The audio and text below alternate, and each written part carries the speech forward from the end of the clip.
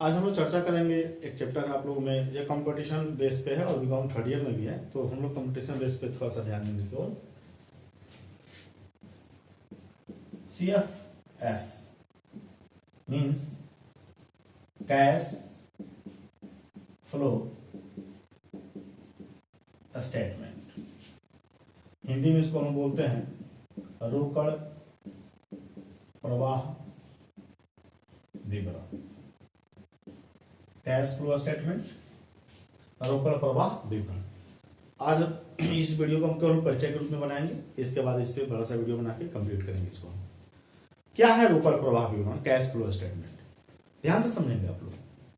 किसी भी संस्था के लिए जो कैश है ना, रोकड़ जो है वह रक्त के समान होता है। जैसे एक मानव शरीर में रक्त का काम होता है, सब ब्लड का काम होता है, खून का काम होता है, वही काम किसी बिजनेस में क्या करता है? कैश करता है, रोकड़ करता है।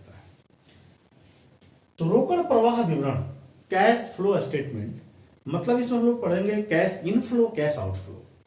मतलब रोकड़ कहां कहां से कैसे हमारे पास आता है और कहां कहां से कैसे हमारे पास जाता है। ध्यान से समझेंगे आप लोग। इनफ्लो, कैश फ्लो स्टेटमेंट का मतलब कैश इनफ्लो और कैश आउटफ्लो दोनों को मर्ज करते हुए है। अब बात आती है कैश की, तो बात हम लोग समझेंगे कि यहाँ पे कैश का मतलब क्या है। तो ध्यान से समझेंगे आप लोग, बहुत ही ध्यान से समझिए इसको। कैश का मतलब, आप लोग इंटर में एक चैप्टर पढ़े होंगे रेशियो एनालिसिस, और रेशियो एनालिसिस में आप पॉइंट पढ़े होंगे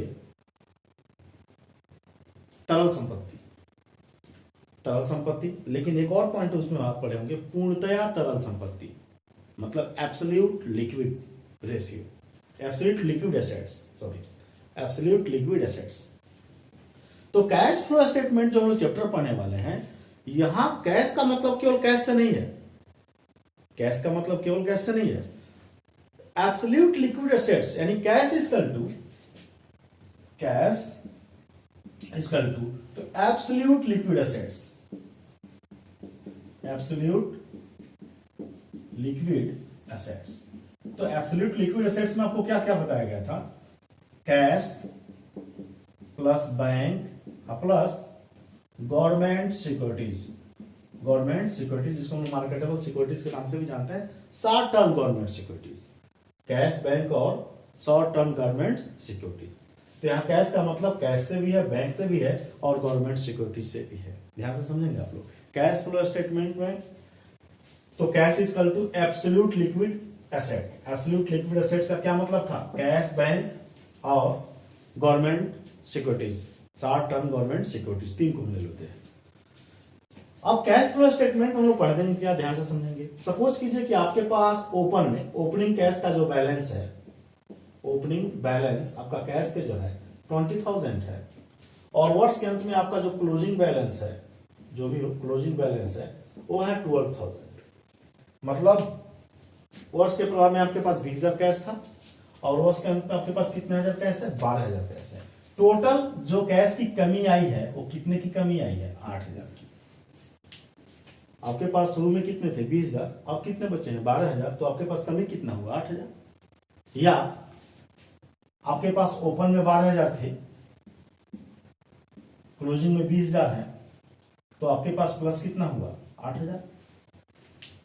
आपके पास जब 20,000 ओपन में थे, लास्ट में 12,000 बचे हैं, तो आपके पास से डिक्रीज हुआ है, कैश में कमी आई है 8,000 रुपए की।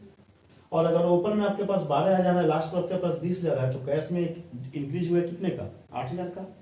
तो क्या ये 8,000 रुपया चाहे घटा है या बढ़ा है, किस जगह पे, कैसे, किस प्रकार से घटा, कहां घटा, और क्या ये 8,000 का एक मतलब 8,000 होगा, या एक मुश्त वन लॉट में 8,000 कहीं आया होगा या 8,000 कहीं गया होगा? नहीं, या लाखों लाखों का टर्नओवर होकर भी 8,000 बना होगा। तो ध्यान दीजिएगा कि अगर हमारे पास ओपनिंग कैश का बैलेंस 20,000 है, क्लोजिंग 12,000 है, यानी घटा हमारे पास 8,000, या ओपनिंग हमारे पास 12,000 है, क्लोजिंग हमारे पास 20,000 है, तो बढ़ा कितना? 8,000। तो जो 8,000 रुपया या बढ़ा या घटा है, यह 8,000 रुपया कैसे कैसे किस प्रक्रिया से होकर आया हुआ है, कैसे 8,000 टोटल में लेस हुआ है या कैसे 8,000 टोटल में प्लस हुआ है। तो इसे हम लोग 3 ग्रुप में बांटते हैं। यानी कैश एक्टिविटी, कैश का आना, कैश का इनफ्लो, कैश का आउटफ्लो, हम लोग कितने एक्टिविटी में बांटेंगे? 3 में, जिसको हम लोग बोलते हैं operating, cash flow from operating activity, दूसरा होता है investing, cash flow from investing activity, और तीसरा होता है financing, cash flow from financing activity. ध्यान से समझेंगे आप लोग। कैश फ्लो स्टेटमेंट में हमारे पास कैश का फ्लो कहाँ कहाँ से हुआ है, कहाँ से रुपया कितना आया है और कहाँ कितना रुपया गया है, इनफ्लो आउटफ्लो दोनों देखते हैं। तो ध्यान से पहले एक चीज समझा दें हम, प्लस और माइनस का इसमें बड़ा अजीब संबंध है। अगर प्लस करना है तो केवल 8,000 रुपया ऐसे लिख देंगे तो प्लस माना जाएगा, और माइनस के लिए संबोधित करना है तो 8,000 लिख के इसे जब ब्रैकेट में डाल देते हैं तो इसे माइनस की द्योतक है, यानी ये माइनस का सिंबल है। अगर ब्रैकेट में 8,000 है तो मतलब ये घटाया जाएगा, और वैसे ओपनली 8,000 लिखा गया तो ये जोड़ने वाली प्रक्रिया होती है, इसको आप लोग समझेंगे। तो जो रोकड़ प्रवाह विवरण है, कैश का इनफ्लो कैश का आउटफ्लो, कहां से रुपया आया कहां से रुपया कितना गया, एक तो इसमें केवल रोकड़ संबंधी मदे दिखी जाएंगी जो केवल किससे रिलेटेड हो, कैश से। दूसरी बात, तो कैश इनफ्लो या कैश आउटफ्लो को 3 वर्गों में बांटा गया है, cash flow from operating activity, cash flow from investing activity, और cash flow from financing activity. और इसमें फुल्ली फाइनेंस अकाउंट का पकड़ है, मतलब आप ट्रेडिंग पीएल और बैलेंस शीट तक का निचोड़ रखते हैं इसमें। मैं थोड़ा सा इस पर चर्चा करता हूं।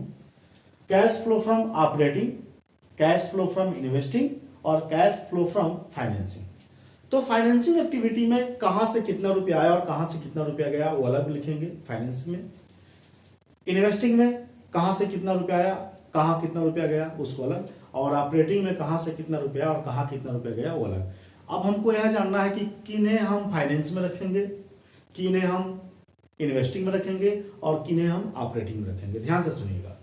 तो जितने भी फिक्स लायबिलिटीज हैं, ध्यान से सुनिएगा, जितने भी फिक्स लायबिलिटीज हैं, फिक्स लायबिलिटीज जैसे share capital, debenture, share capital में प्रीफरेंस हो सकता है, इक्विटी हो सकता है, bank loan, share capital, debenture, bank loan, जितने भी फिक्स लायबिलिटीज हैं वो होता है financing, fix liabilities financing activity. और जितने भी हमारे फिक्स एसेट्स हैं, फिक्स एसेट्स समझते हो आप लोग फिक्स एसेट्स को, वो होता है इन्वेस्टिंग एक्टिविटी। ध्यान से, ऑपरेटिंग, इन्वेस्टिंग और फाइनेंसिंग। तो फाइनेंसिंग एक्टिविटी में किसे रखेंगे, तो फाइनेंसिंग एक्टिविटी में रखेंगे फिक्स लायबिलिटीज को, इन्वेस्टिंग एक्टिविटी में रखेंगे फिक्स एसेट्स को, और ऑपरेटिंग एक्टिविटी में रखेंगे, ध्यान से, ऑपरेटिंग एक्टिविटी में करेंट एसेट्स करेंट लायबिलिटीज को। क्लियर हुआ? करेंट एसेट्स करेंट लायबिलिटीज मतलब ये कि जितने भी करंट एसेट्स करंट लायबिलिटीज में, अगर नहीं मतलब ये कि करंट एसेट्स और करंट लायबिलिटीज के कारण कैश इनफ्लो आउटफ्लो हुआ है, कैश के इनफ्लो या कैश के आउटफ्लो, कैश के इंक्रीज या डिक्रीज होने का कारण करंट एसेट्स या करंट लायबिलिटीज है, तो ऑपरेटिंग। बात समझ में आ रही है? कैश के इंक्रीज या डिक्रीज होने का रीजन क्या है, कारण क्या है, किस कारण से हमारा कैश इंक्रीज हुआ है या डिक्रीज हुआ है। तो अगर रीजन कारण करेंट एसेट्स या करेंट लायबिलिटीज है, करेंट एसेट्स या करेंट लायबिलिटीज है, तो उसे ऑपरेटिंग एक्टिविटी में रखते हैं। रीजन अगर फिक्स एसेट्स है तो उन्हें इन्वेस्टिंग में रखते हैं, और रीजन अगर फिक्स लायबिलिटीज है तो उन्हें फाइनेंसिंग में रखते हैं। क्लियर हो? बाकी इस पे चर्चा हम लोग कल करते हैं, ठीक है, मतलब अगले वीडियो में।